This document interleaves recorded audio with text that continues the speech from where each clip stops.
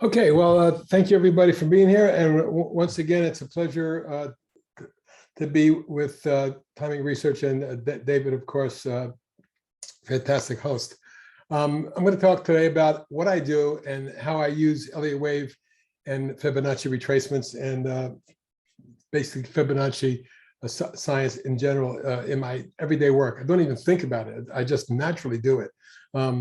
But here's my website. I want to do a brief intro. The Tech Trader has been around for 21 years. It's one of the first online websites for day traders and trading rooms that were ever set up. And I'm proud of that. Been doing it a long time. Love doing it. Have hundreds of people with me, some very astute traders that have been with me 15 and 20 years, some of them. It's a fun place to be, but it's also a very intelligent place to learn, where there's a lot of smart people like willing to take you under their wing, mentor you, but more importantly, I'm available at any time. Now, what I do every day, because I want you guys to understand, I come in every day at 3:45 a.m. Los Angeles time. That's where I live. And I come on and do thorough research for upwards of an hour and a half, 90 minutes of research, including looking at all the pre-market movers, the reasons why, looking at the technicals, and creating a focus list for my traders. And about 8:15 or 5:15 Pacific time, I am on with a live webinar going over all dozens of charts, showing them various patterns, and watching those developing as the pre-market session wears on. I don't usually put buy alerts out until about a half an hour before the market opens, because I want to make sure those patterns persist and are consistent and are money maker patterns for my people. A lot of that has to do with not only technical analysis, which I've been doing for a long time. I wrote a book called Profitable Day and Swing Trading, which basically tells you all my philosophies about how to trade, what patterns to use. And I'm a big pattern recognition guy. I believe that patterns repeat in all time frames. And I learned that after the 2000 crash, that it was easier to trade intraday using the same kind of patterns, only obviously on an intraday basis, using 1-minute charts rather than daily charts. Now, my swing trades, I often use 15-minute and hourly charts to set up my swing trades. But vast majority of swings come from the intraday thrusts that start one day and start as a day trade, usually move over to being swing trades when they're very successful and continue to have momentum and channel up or extend the trade. So here's my website. You can come in and start a free trial. I offer 2 weeks for free, 10-day trial, no credit card necessary. Just sign in and you'll be a member of the site. And it looks a little like this. Let me give you just a quick look at the way the site looks. This is the trading room with dozens of people in it, constantly making comments, posting information, and day trade ideas and things of that nature. So that's my little shtick about the TradeOutLoud.com. We're one of the, as I said, leading trading websites, and the advice I give is extremely accurate and has been proven over the years to be extremely profitable too. So today we're going to talk about, I'm going to go over charts and show you various patterns from today that were used as intraday day trades. And then I'll go over to some of my swing trades in the last month or two and show you how the patterns set up, why I bought them, why I recommend them. Now, we're going to start off today with AZRE, which is one of our leading percent gainers. But it looks pretty bad on the daily chart, doesn't it? But when I come in the morning and I see a stock thrust like this did from the get-go, and then form a little early, what we call bull wedge or bull coil, pennant, whatever have you. This was the one we put at the day trade out. After it ran, after it popped and broke out and started to trend, and volume came in. And this is about 10:30. You can see that the rest of the session from about 4.25, the stock made it up to near 5. A nice little day trade, a scalp play of about 15% on a low price stock. And what did it do wave-wise? Well, when I saw wave 1 and 2, and then it broke out, I'm looking for 3, 4, and 5, and that's exactly what we got. Note that this wave was a surge, a thrust, and a consolidation on low volume, which is ideal. And then it went 1, 2, 3, 4, 5, and it formed a little bit of a what we call bull coil. When it broke out there, the trend continued. The fifth wave, and by the way, you can see this line. I had a line in here at about 490, which was my target.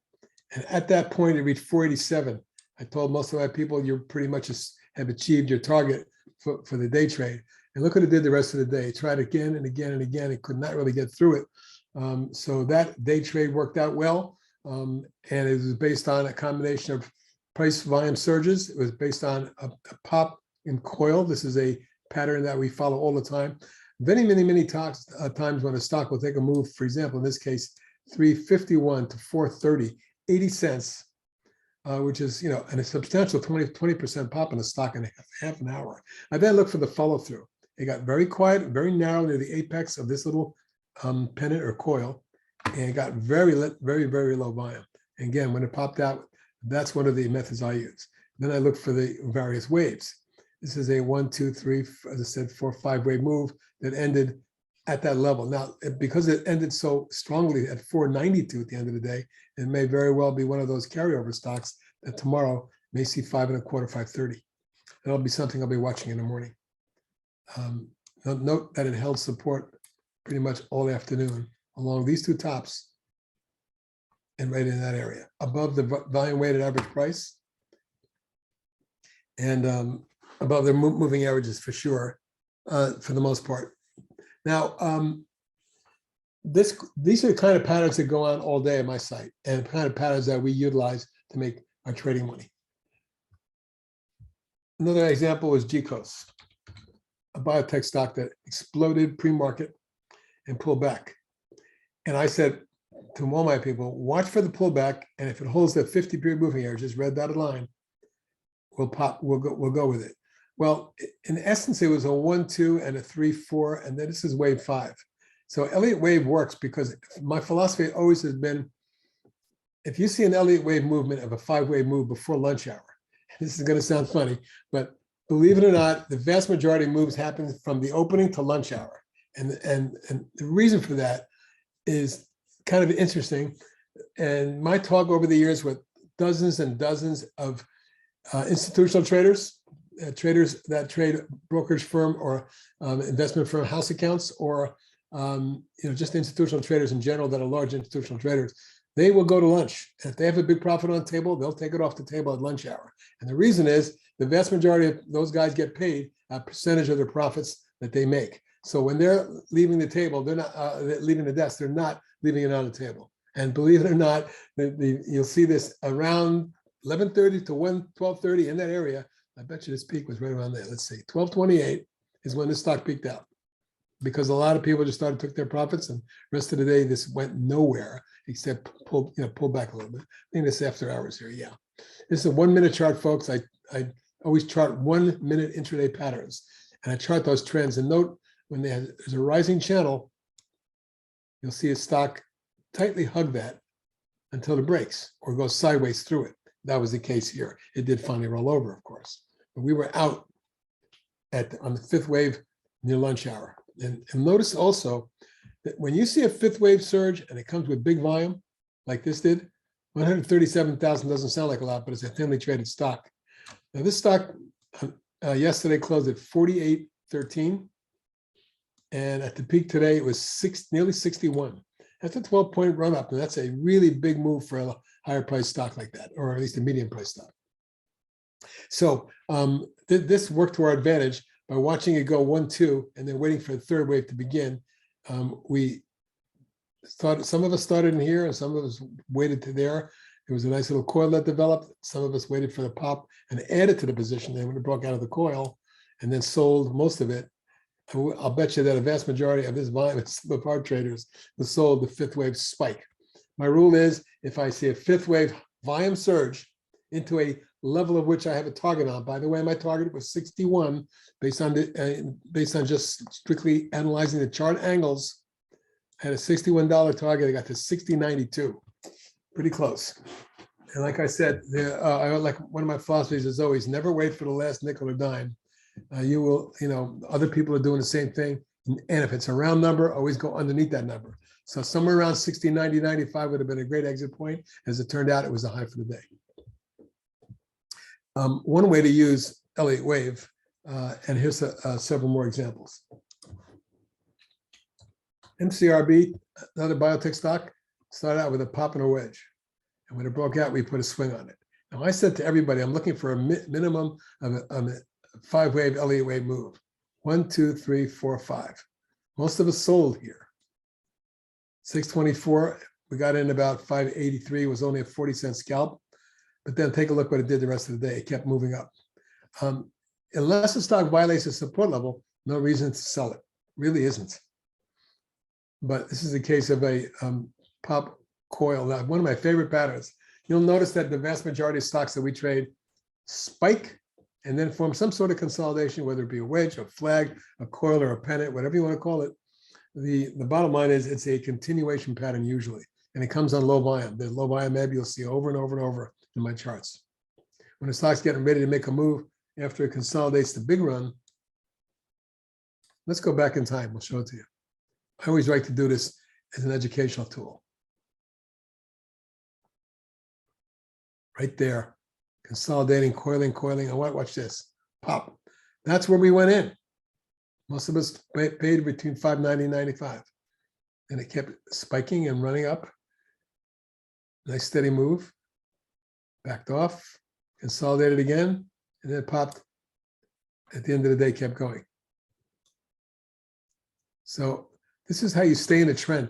You know, the number one thing I get, number one question I get, you know, number one complaint I hear from any of my people or anyone in general in the public when I talk to them is, Harry, how do I stay in a trade? I'm always selling too quickly. I'm afraid to leave money on the table.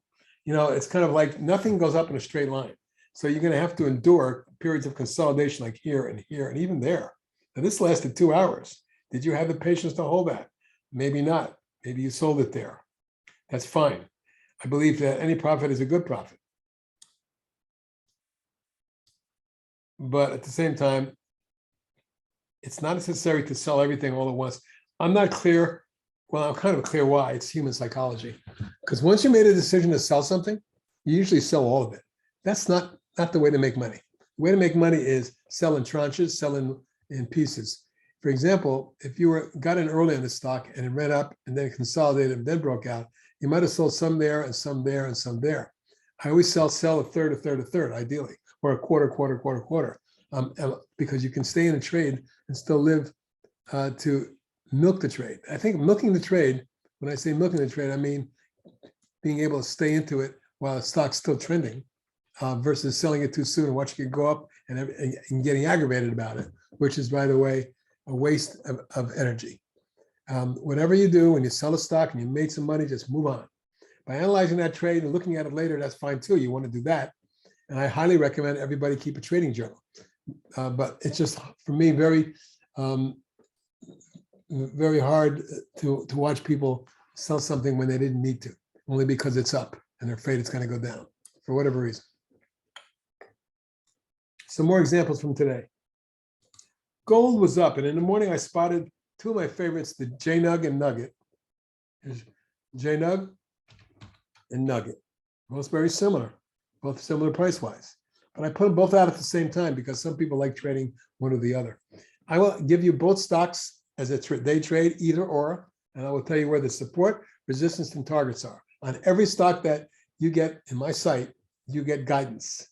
And during the course of the day, I'll come back on every half hour, 40 minutes, sometimes an hour, and do a complete video of these stocks we've recommended and are following, and watch how they're progressing during the course of the day. You'll see me draw my patterns and my chart lines, etc., as an educational tool, but more importantly, to keep you informed as to where your stock is, where the new targets and support might be intraday, because yes, they do change during the course of the session based on angles and based on thrusts and volume and price and stuff like that. So you need to always be keep up to date and follow it closely.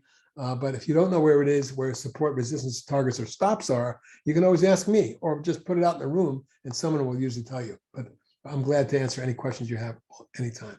In the case of JNUG, we popped it from the wedge. I said if it breaks out, we're going long.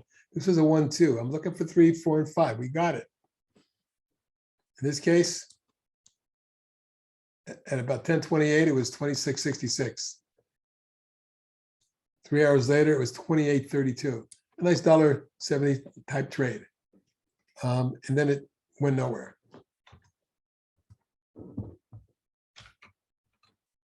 Same thing with the Nugget. The JNUG and Nugget both had a successful trade.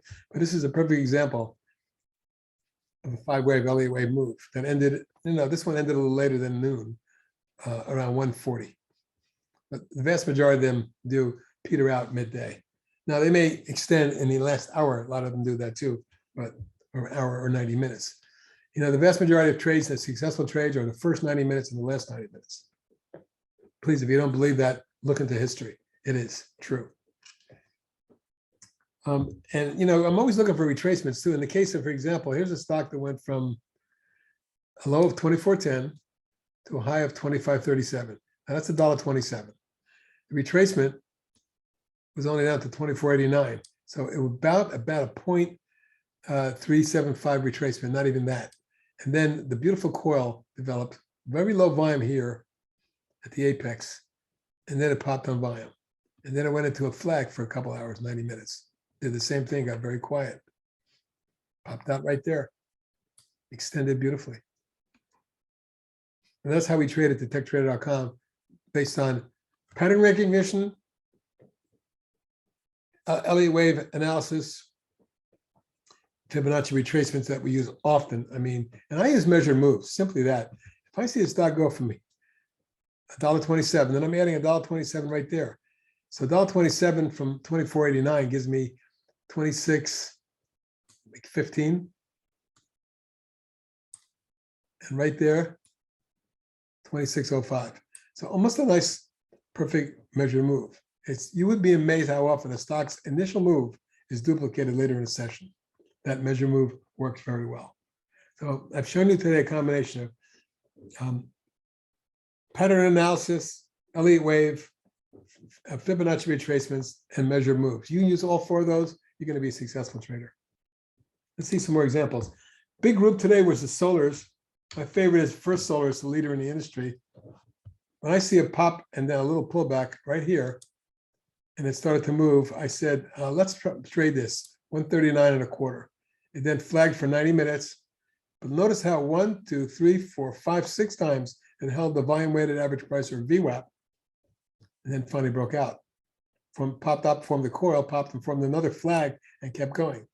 It literally went from our 128.9 zone to 100. My target, by the way, was 134.35. At the end of the day, 134.75. So this was right in my target zone at the end of the day. After hours, we reached 135 and change. The rest of that group, it was an easy pick. The ones I actually traded was SunPower and Sunrun. Now here's one that spiked it from the little coil. Started to pop out. We put a buy on it right there, 25.90. It went up about $1.50 to $27.50, $1.60. But notice there was no point any time of the day where the stock broke its trend line or broke any kind of support level. And one of the things I always emphasize in the room is when you see a pattern like that, you set your stop at the bottom of this pattern. If it didn't work, you'd be out with a small loss. Then when the stock comes down there, you raise your stop to there, and then raise it to there, raise it to there. But note, it never broke support. And that's the way you stay in the trade all day. Sunrun, same pattern exactly. Pop and coil breakout. Double top. Broke through that. You could have added to it, which is what I recommend a lot. The one thing that people do, folks, is people average down. It's the dumbest thing you can do. You have no idea how far down the stock's going to go. If you bought a stock at 10 and went down to 9, but you love the company, and you'll buy more, and then it goes to 8, you buy more, and then it goes to 6, 5, 3, 50 cents. I mean, what's to prevent a stock from doing that? You just never know when some real negative stuff's going to happen internally that's going to cause a stock to go under $1. Been there, done that, folks. I know. I like to accumulate large positions in my pension plan and over a long period of time and run with them and usually make, anywhere between 50 and 400% over a period of time. That's how I made my big money. But I love trading, and my traders like to trade. And it also reduces overnight risk, for sure, particularly in a market like this. And do I go short? Absolutely. They call me boxer shorts. These patterns work exactly the same in reverse on a downtrend. Any day when the market, where stock pop gets smacked down, bounces and forms a bear flag, we can go lower. Just like this one spiked up from the bear bull coil, and eventually a flag and kept running. And that's the key to technical analysis, is to stick with your guns, be disciplined. Never use a mental stop. Always use a hard stop. If you get stopped out, so what? The best trades I ever made is after I got stopped out by a few cents and went right back up again and started to really look good. I bought it back. So what? Psychologically, a person will not buy a stock they just took a loss on because it's like a negative thing for them. It's like going out with your ex-girlfriend, something like that. Anyway, the long story short is that the bottom line is, if you combine technical analysis, and I consider myself one of the good ones out there. My book, Profitable Day in Swing Trading, will tell you a lot more about my trading philosophy. But more importantly, this is the kind of stuff you see every day on my site. So come join us for free for 2 weeks. Doesn't cost you a nickel. You don't even need a credit card. I think you'll find it to be very enlightening. And the vast majority of people who sign up for the trial end up being subscribers, some of them multi-years. Okay, some more examples. Now this morning, Bed Bath & Beyond has been getting killed lately. Look at this, crushed. I mean, we made a lot of money on the upside, and then it got creamed. Everybody stopped out. That's fine. That's what stops are for. It got really ugly all the way down from, listen to this. And I saw it up there. I said, this is going to get hammered. It went from 4 3/4 to 30 in 3 weeks. It came down even faster.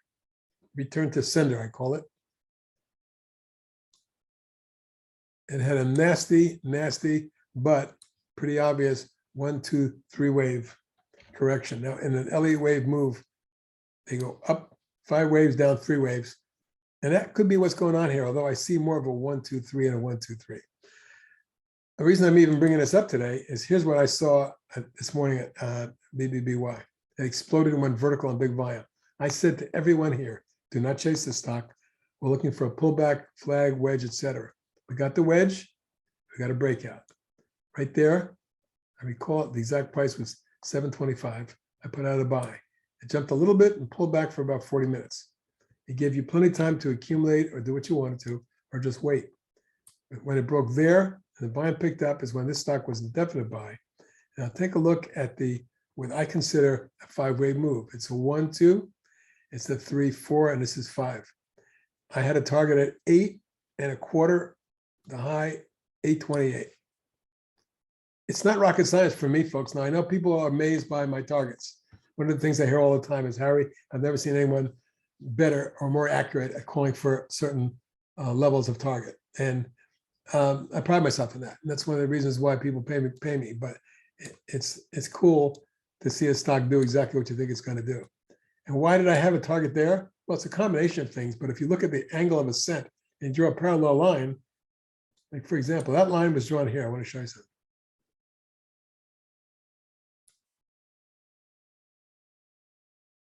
See this line here? I drew that line there, and I kept drawing it, and it kept going out in space, time and space. Watch. And when it hit that line, we're out. Look what happened right after that. It came down on big volume and went nowhere the rest of the day. But it's just a simple example of watching a price volume surge, which is what I coined the phrase, a price volume surge. When a stock combination of price and volume surges or thrusts, it's the stronger the better. And then the pullback, you want to see it on low volume, come to get very quiet down there, and then suddenly pop again. And that's what happened here. Now, it wasn't enough volume in this thrust, and when it settled back on even lower volume down here, I was convinced this was going to go again. Sure enough, it did. From 720 to 827, more than $1 in a couple hours on a $7 stock. Nice move. Another one is Tupperware, which I want to show you something long term. But when this stock got creamed down a buck and change in March 20, like everything else did. Broke out. I was long the stock when it popped, pulled back, and broke out there. There was a little breakaway gap there, and it backed off, filled that gap, and then exploded. I made that trade very nicely. It was very quick and very short, and then it wedged, and then it kept going. From the wedge, it broke out again, and it's one of those stocks that literally went from $1 and change to 30 some odd. Now, folks, when you're in a stock like that, the tendency is to want to sell it. And it's going to get your violent swings like it did. But look at this angle. Perfect rising channel. Pretty much parallel right there. So there was no need to sell us at any point, was there? But I'm sure people sold on this pullback, that pullback. We basically sold it thrust into the 30s. And eventually it came down again, broke out, formed a wedge, and rolled over. Only reason I bought it today was this. Early in the morning, pre-market, it popped, pulled back, double bottom, then broke out. And then when the market opened, this is what it did when the market opened. Spiked up, and had a three-wave corrective falling wedge. As long as the volume of that wedge is lower, which it was, there was a couple bars there, sellers. But when it broke out above this bar, I want to show you something else. Right through there. This rally, and then this rally, and notice the pullback to the moving average. That's the VWAP, by the way. Held the VWAP and then exploded. We put a swing on it, a day trade on it right there this morning at 775. And within a half an hour, it was 847. It actually reached 851.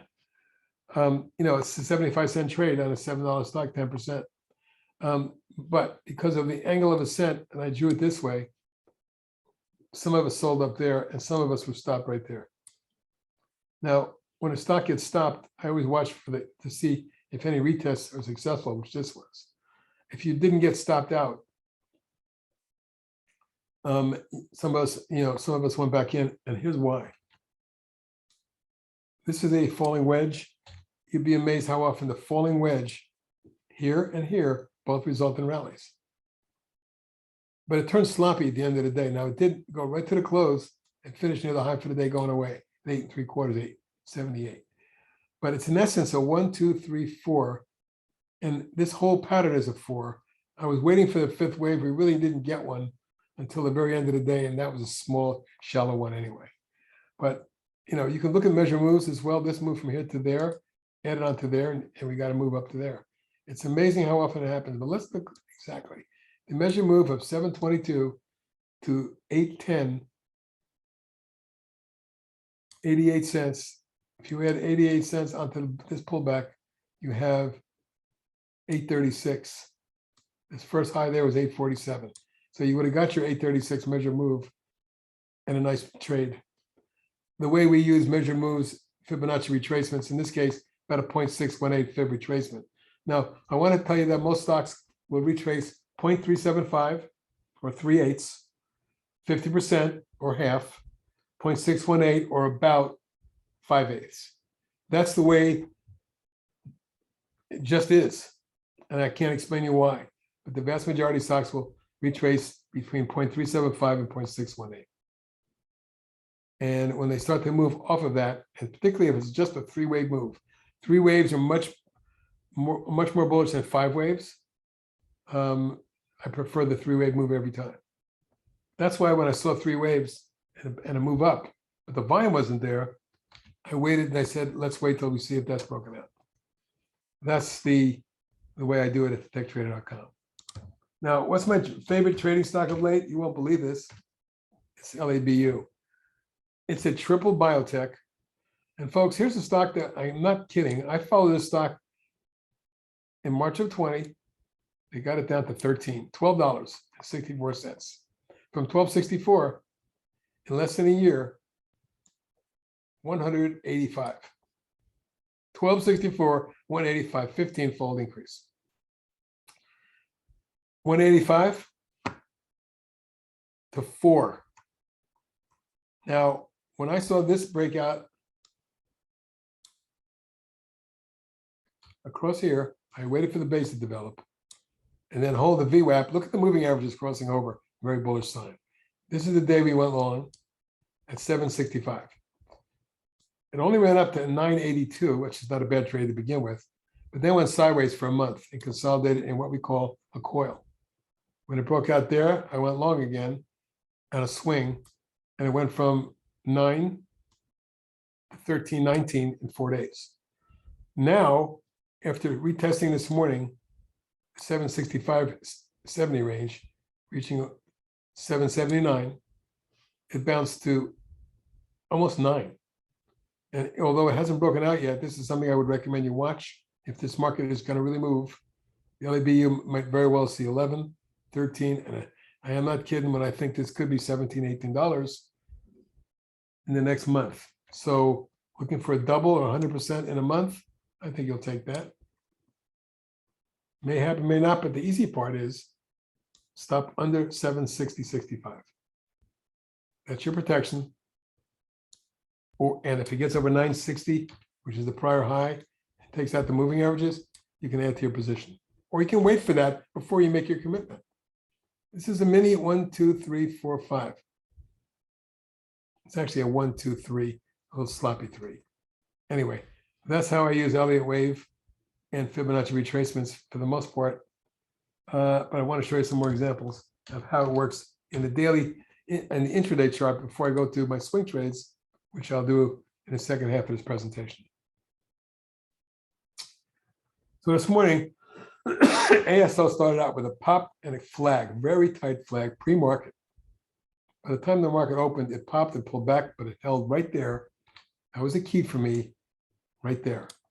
When it popped and took that out, we went long at 45.70. Within an hour, it was 48.35. A nice trade right then and there. And it also hit the channel top, right where I had connected these lines. So most of us, or some of us, sold, and some of us waited, and some of us never got stopped out and are still holding it because the rest of the day was basically a bull flag type consolidation in that trading range, holding the VWAP. So that's an easy stop under the VWAP, which right now we're volume weighted average price 47.37. Underneath that is where you're stopping it. If it pops out above 48.41, you go long or add to your position.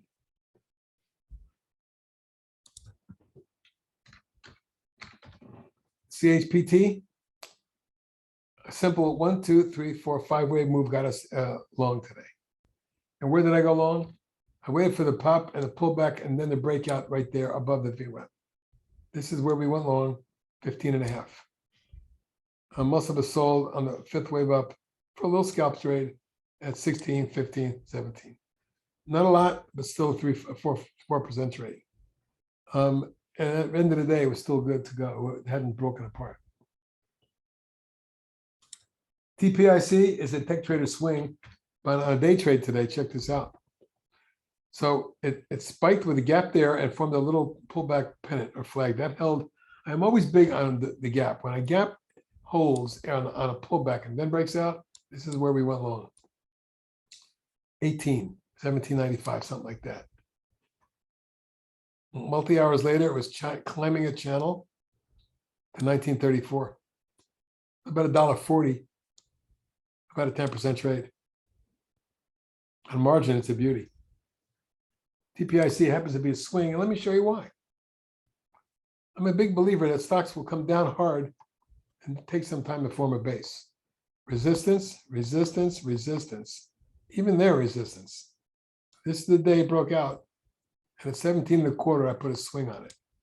Within a week and a half, I reached my 25 target. Guess what? Today's breakout puts me back in a swing.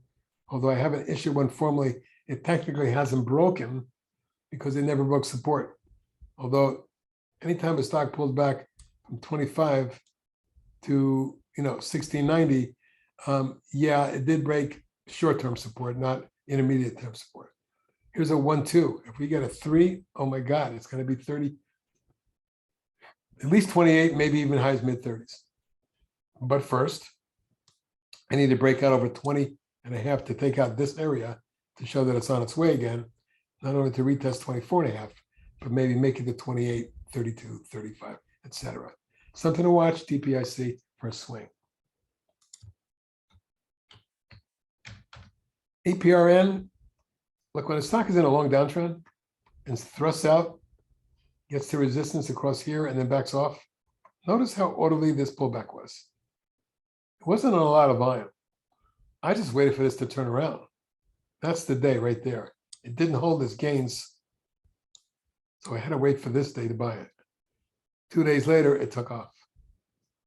335, reaching 7.5, more than doubling. It only took a couple weeks. The pullback to where it broke out is called a retest here and there, and today's spike up with $1.12 or 20% on a pickup in volume tells me this wants to go higher. My targets are 9 and 10.75 for apron. And when I look at my list of stocks I wanted to show you today, that's it for the day trades. But now I'm going to switch over to daily charts. This is a daily chart. And I'm going to show you some current swing trades and why they're swing trades and what they're based on. This one came out, was put on a couple of days ago. First of all, you may remember Bluebird Bio. What a disaster. In 2018, this thing reached 237. Within a few years, it was all the way down to nothing. I mean, when I say nothing, 287. Amazing move, right? The first thing you look for is when a stock's in a downtrend, connect the tops and the bottoms, see where the channel is. Notice how it's amazing how often stocks move down in parallel channels and up in parallel channels. And invariably, they're 45-degree type angles. Invariably. So for me, I look for basing patterns. Now, when a stock thrusts out of a downtrend, pulls back and tests, holds it, and then goes up again, but can't get the resistance, it backs off one more time, and it does it on low volume, that's where I heed the pattern.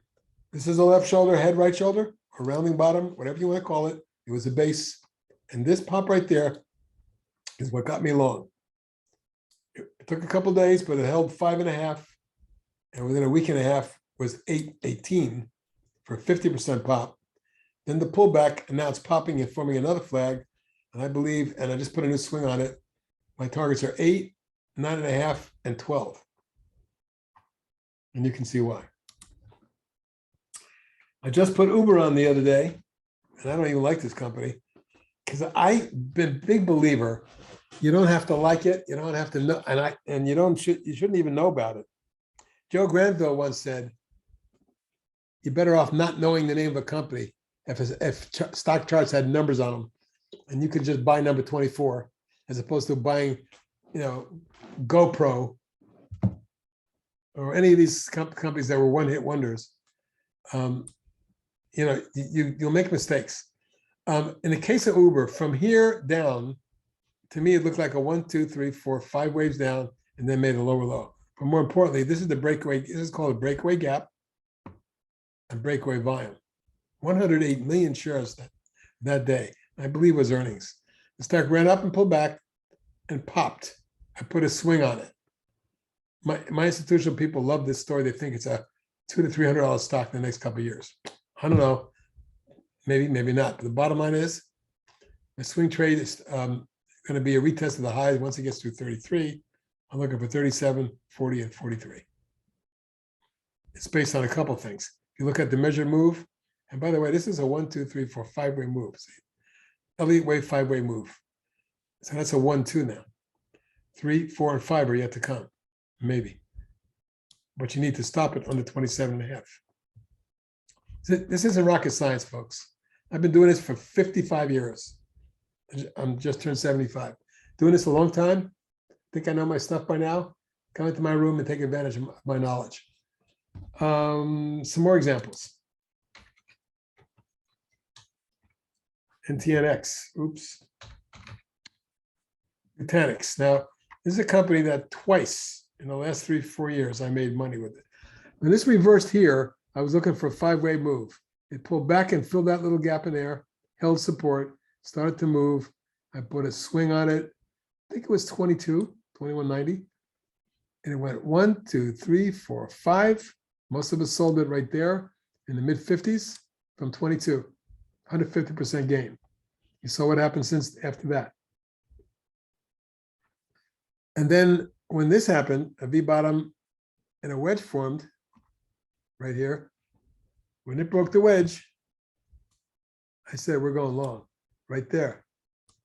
And that was at 18 or 19, whatever it was. I remember that range. It basically did a 1, 2, 3, 4, 5, folks. We sold it in the mid 30s. It eventually went to 43. But now we're back in. After getting crushed from the mid 40s down to 13, it based. Broke out here. Moving averages crossed over. By the way, that's another important factor. If you learned anything from me today, moving average crossovers are extremely bullish and bearish, meaning that when they cross over negatively, like they did right there, look what this stock did after. When it crossed over bullishly here, look what the stock did after. So you can use this both ways, but the moving average crossovers here. When a stock holds above that, consolidates and keeps moving up. And by the way, this gap, breakaway gap, and this current subsequent flag comes right at this double, triple top. So there's resistance here, but watch Nutanix above 23, 3.25. I'm looking for 26, 28.5, and 33 down the road. This is a current tech trader swing.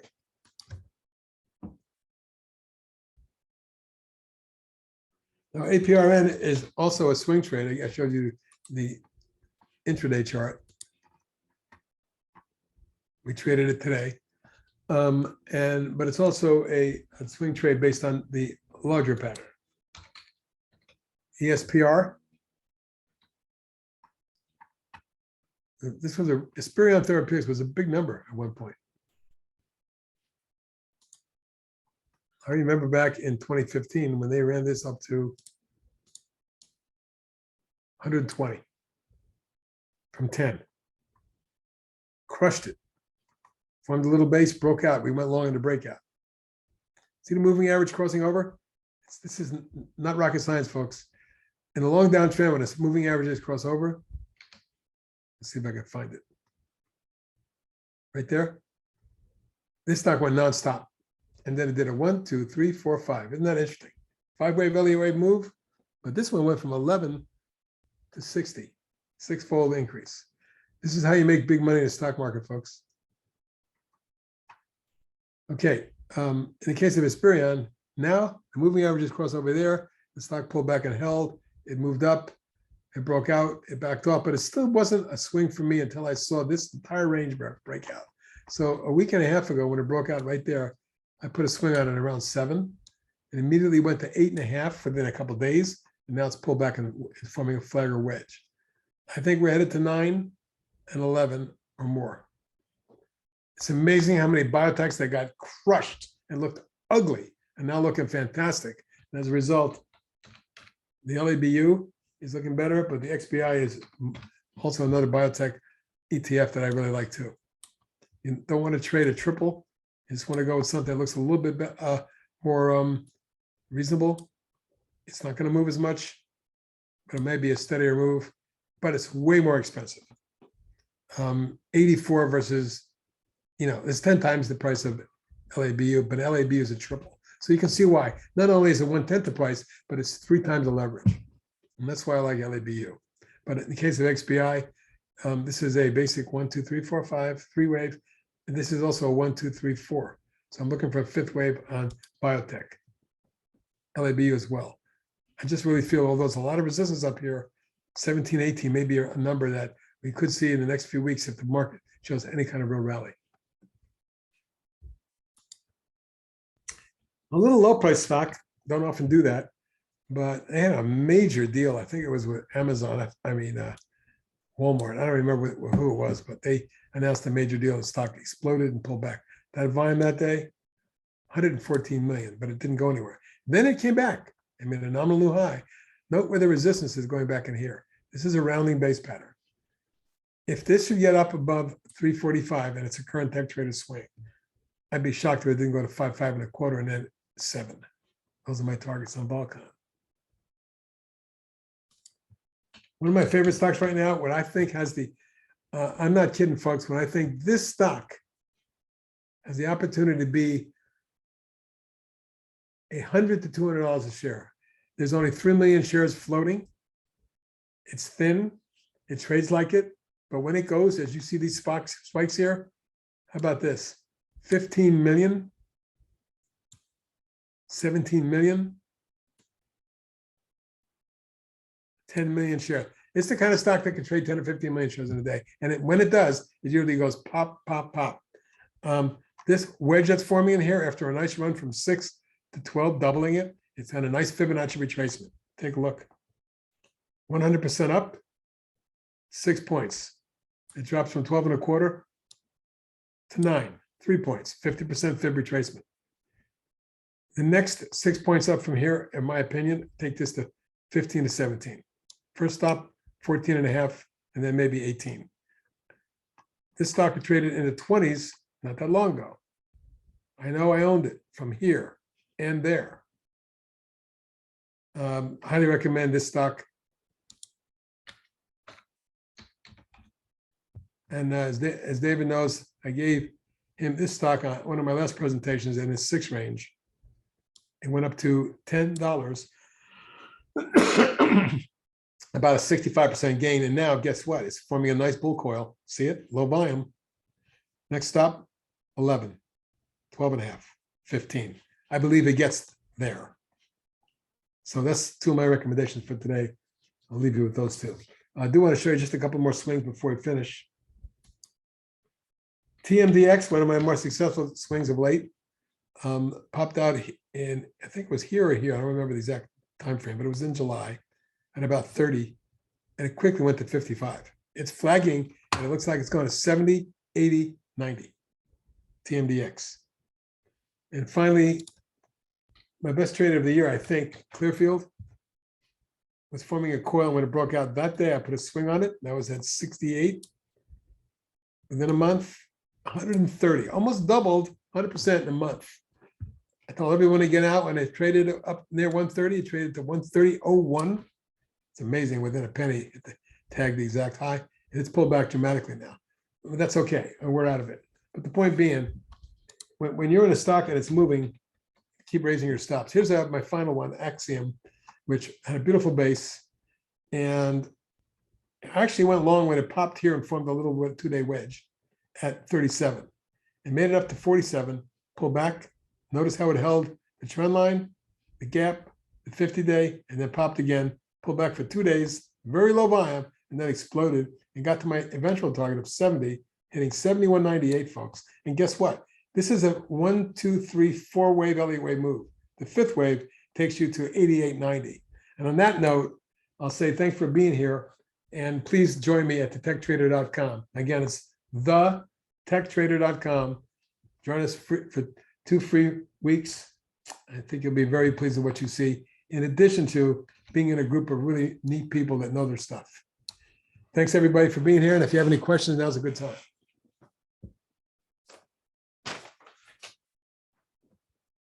David, are there any questions?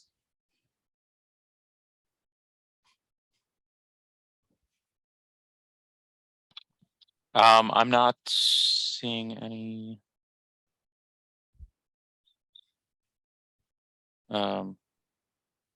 That's okay if there's no questions. That means I explain myself well.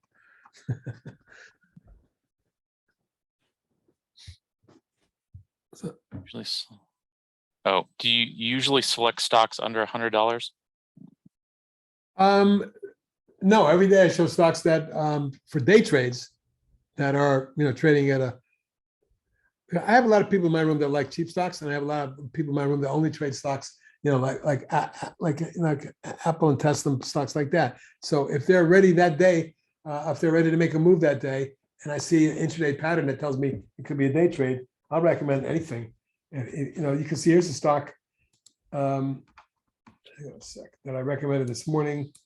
I was trading at Coupa. This was a real good trade for us.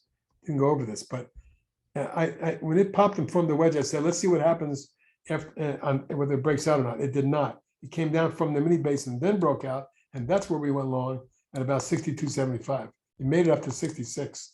So I mean, and here's SEDG Solar Edge, which I really like. It's one of the leading stocks in the solar group that popped from the wedge at about 296. Later in the day, traded at 312 for 16 points. I don't mind any stock at any price as long as the pattern tells me it should be bought. But I do prefer stocks in the, call it 8 to 40 range, because they give me much more leverage. They can buy a lot more shares, and I find them to be much more tradable, especially when there's a ton of volume on them. If they're trading a lot of volume, there's a lot of liquidity. That's the key. It doesn't matter what stock or price is. I don't like $2 stocks, but if they're trading 50 million shares and they have a pattern that tells this is going to 2.5, 3, I may put a day trade on it.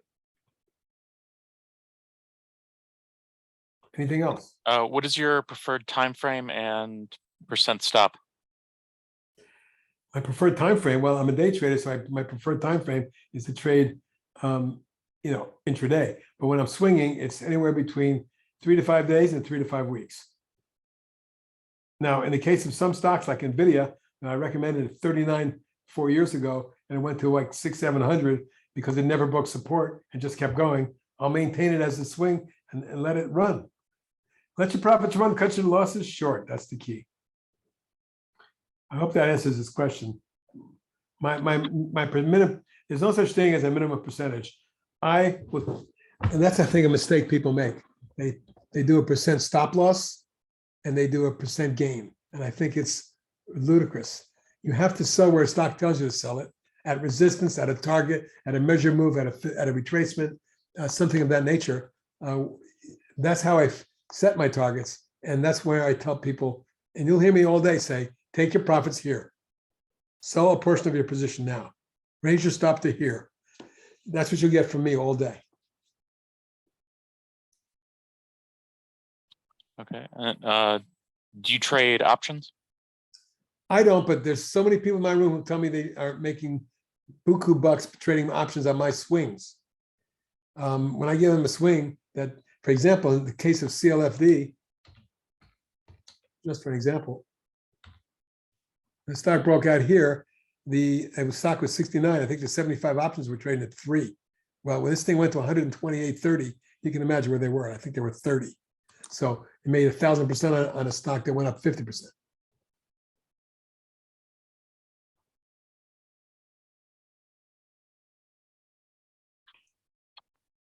I'm not sure exactly what this means, but maybe it makes sense to you. Someone asked, how do you use balance of power and money stream? Right. Well, down here, Wharton Brothers has proprietary indices. Balance of power and money stream are basically trend indicators. What they do is they will validate the trend or invalidate a price movement.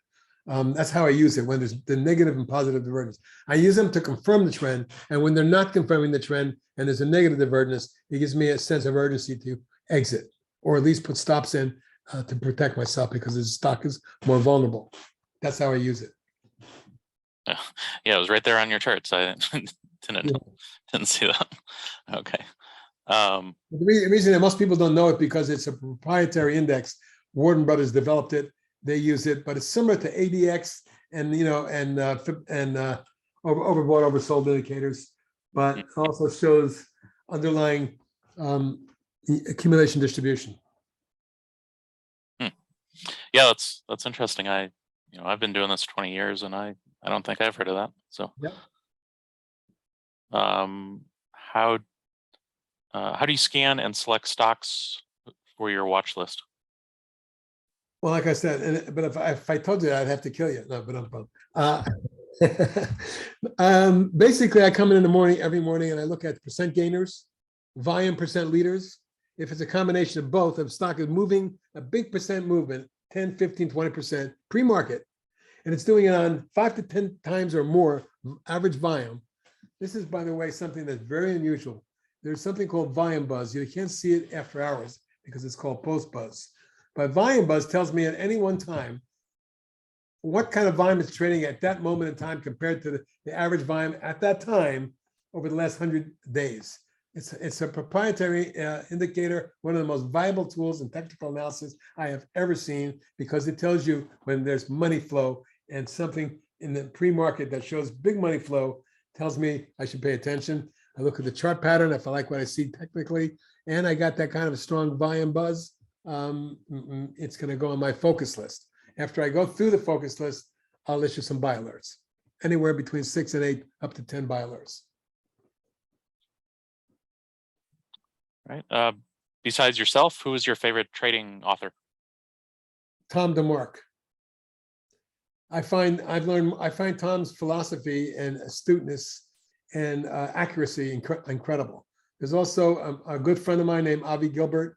Avi is the best Elliott Wave guy I've ever known. As a matter of fact, he used to be a subscriber to my site. And for 2 years, I harped on him to get his own site, which is now bigger than my site. He has over 6,000 subscribers, and he's extremely accurate. He's the only guy I know in history to have called the price of gold back about 6-7 years ago, when gold was trading at 1,200. He said, "It's going to 1,925," and the high was 1,924. It was within $1 of the all-time high on gold at that time, and he's just knows his stuff. By the way, today he told me, based on today's action, he believes the market's going to have a substantial, at least short-term movement here. I agree. Yeah, he was the closing presentation yesterday. So What do you think of him? oh, he was great. Yeah, he was yeah, thank you. You know, I mentioned that you were the one who suggested I try to get him onto this event. So yeah, he did a great presentation, and he knows his stuff. He's a great guy. He does a lot yeah, of art. He does a lot of articles for Seeking Alpha, and he is as accurate in terms of market calls as anyone I've ever seen. yeah, yeah, and he did mention that you know, that you were the one who really encouraged him to start publishing and stuff. Yeah, it took me 2 years, but he had a tragedy in the family that prevented him from going forward. His wife passed away at a young age. So but you know, I felt that after a couple of years, it was time for him to get going, and he did it. And he's very, very happy and very, what's the word, wealthy at this point. Okay, so why do you prefer stocks versus Forex for day trading? Well, number one, it's like anything else. Trade what you know. I know nothing about Forex, and I could care less. I have no interest in it. It's like I'm as good as anybody I know at analyzing stock patterns and chart patterns. I've been doing it since I'm 15 years old. I'm 75, so 60 years of technical analysis. And if they say if it ain't broke, don't fix it. Why learn something else? Why get into Forex or anything else? Even options. Let them trade options on my picks. That's great. That's how people make money. They tell me. I have at least 2 dozen, 3 dozen people in my site that do nothing but options, and they tell me they're killing it based on my swing picks.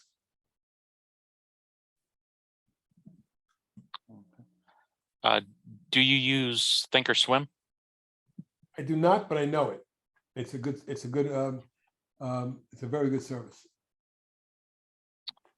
Someone said they tried to sign up on your site, but they got an error saying they already had your email, or that your site already had their email address. Do you have a? That's their site. Do you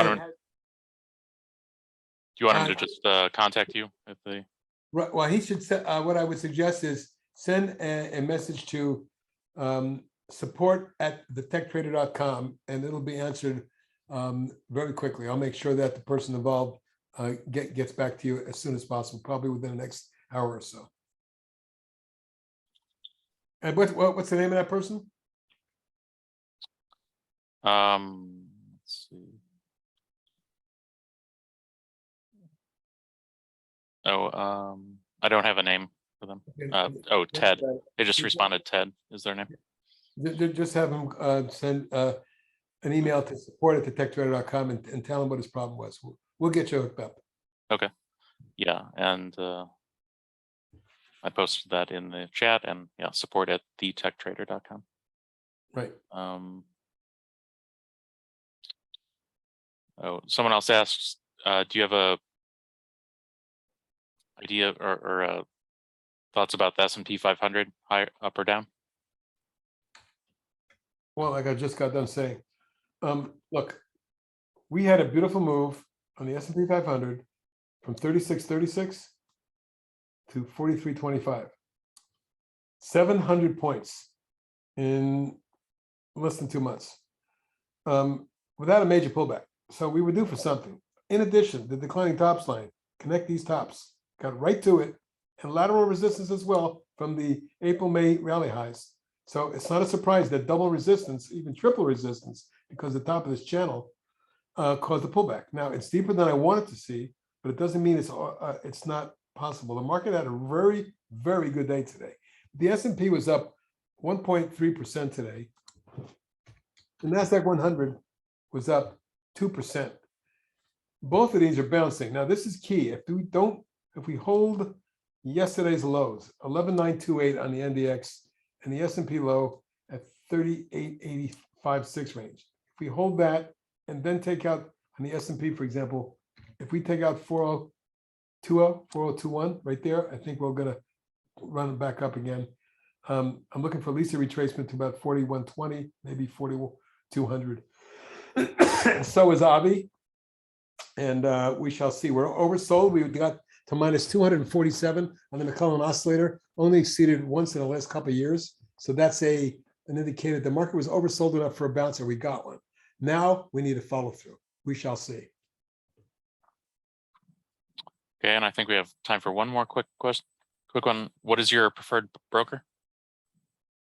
I trade Charles Schwab, Street Smart Edge. I love their executions, the timeliness. I almost never, ever have a problem and almost never have it go down. So for me, it works better than anything. I also like TradeStation. I've used them before, haven't used them in a while, but if people ask me, my two recommendations are Charles Schwab, Street Smart Edge, and TradeStation. Okay, great. Well, thanks, Harry. You're welcome. Great being here. Look forward to the next one. And folks, please join me at thetechtrader.com. And I think you'll be pleased.